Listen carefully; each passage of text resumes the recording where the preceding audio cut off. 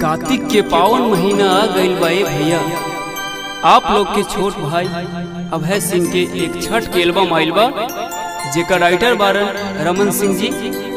देखी सभे भक्त अपना छठी माई से कैसे गुहार करता, कौना भाव में कहता, आप लोग एक के भजन के माध्यम से सुनी जाए। अरे भाई कहाँ बारू हो? अरे चल चल छठी मैया के भजन सुनाबा हो।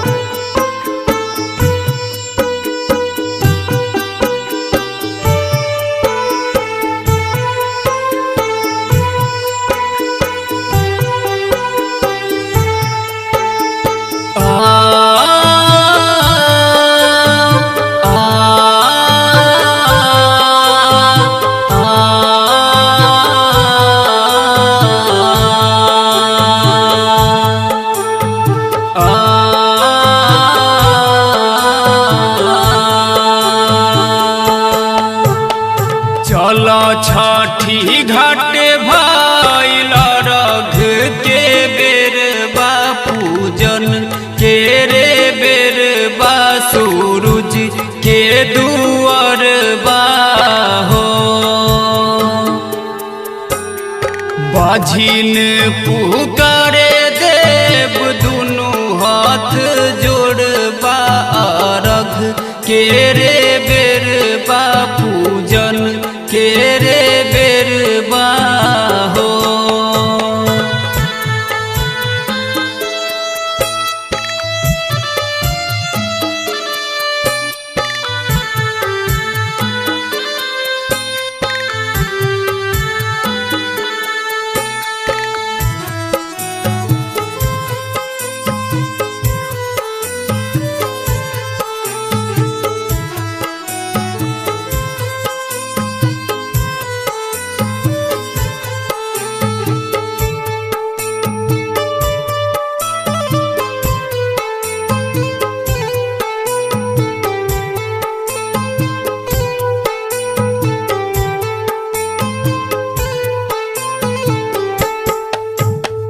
अराजी लगावे देव दुनु हाथ जोड़बा, रघ के रे बेर बा, पूजन के रे बेर बा हो।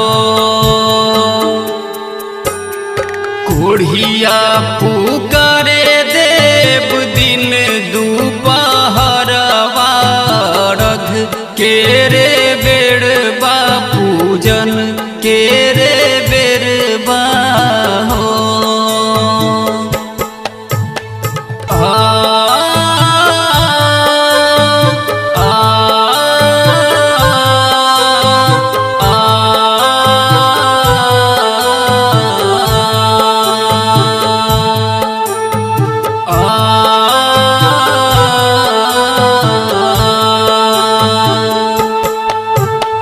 सभे लोग पुकारे देव दीही दर्शनवा, रघ के रे बेर बा, पूजन के रे बेर बा हो।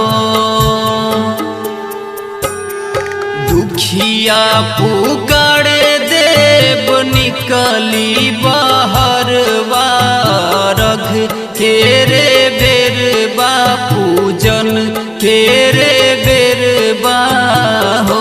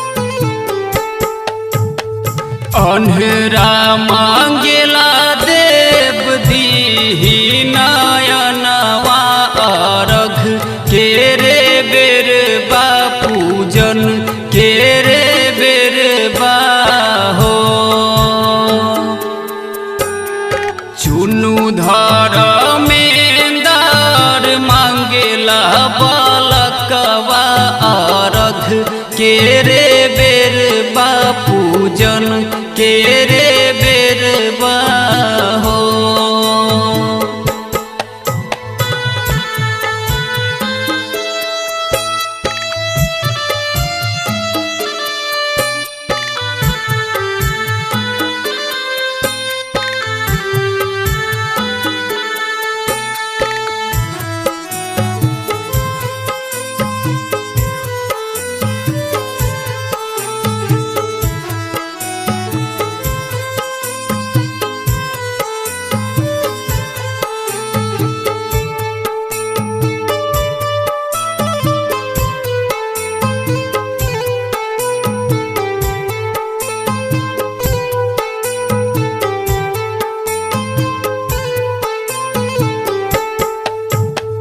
रमन अभय पार रखी हा